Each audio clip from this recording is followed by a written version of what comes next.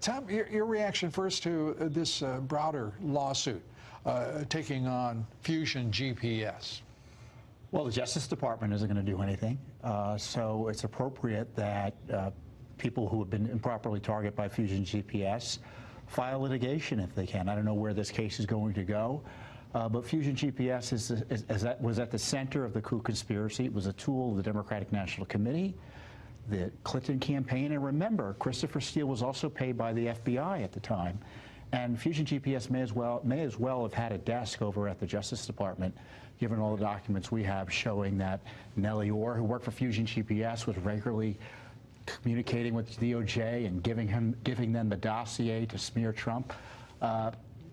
Why hasn't Fusion GPS been more in the news and more the focus of criminal prosecution is beyond me? Because in my view, they knowingly moved material that they knew was false to the FBI and the Justice Department officials, and all at the behest of Hillary Clinton and the Democratic National Committee. Yeah, the co-funders of the dossiers, the Christopher Steele efforts in that fraudulent dossier, as you say, no accountability. We have a financier at Bill Browder and an activist going to the courts, as is Devin Nunes.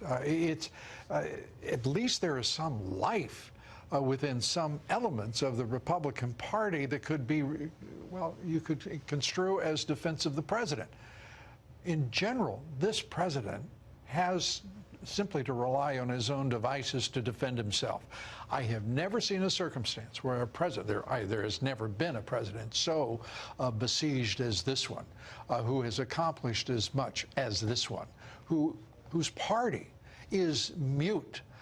They are effete, they're impotent, they're absolutely passive instead of standing strong for their party leader.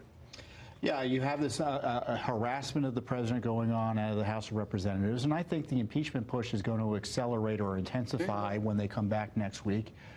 Because the lunatic left, unfortunately, is taking control of the Democratic Party. Yeah.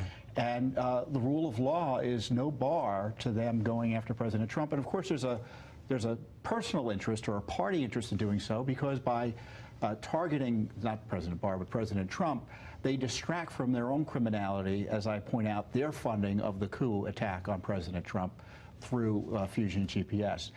The Justice Department, we have State Department documents showing that the House of Representatives, Democrats in the House, senators in the Senate, were working with the Obama State Department to target President Trump. They were shoveling classified information to Congress, dossier Russiagate type information to Congress, just before Trump was inaugurated, with the hopes of undermining him.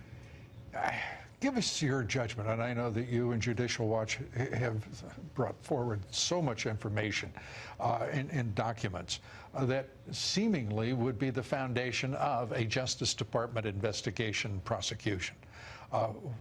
Your thoughts about why that is not happening and why it is taking so long to see the transparency that we were led to believe would be there, to see something other than the Justice Department as a dumping ground for these issues and complaints and charges where the truth just goes to die. Well, you know, I suspect Attorney General Barr probably wants to do the right thing here, but he's surrounded by thousands of James Comeys in the Justice Department. So he may say we should do X, and there's a bunch of lawyers who say, no, you can't do that. Kind of what's happening with President Trump in the White House. And I think the president needs to coordinate with his cabinet, tell his cabinet officials, we need to get this material out. You need to follow our lead in terms of the accountability for the coup.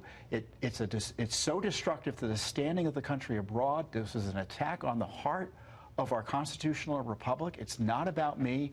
It's about the rule of law, and we can't let the coup plotters get away with it. If I were the president, I would take a direct interest in ordering the cabinet to get the information out, go on a transparency tear, and direct prosecutions. I don't know what, because it's not going to happen without pressure. It's simply not going to happen without pressure. We're providing pressure by getting the information out as you point out, the information's already out there. We don't need an IG report to begin these prosecutions. We don't need it. That's an excuse, not a reason not to proceed. Tom Fitton.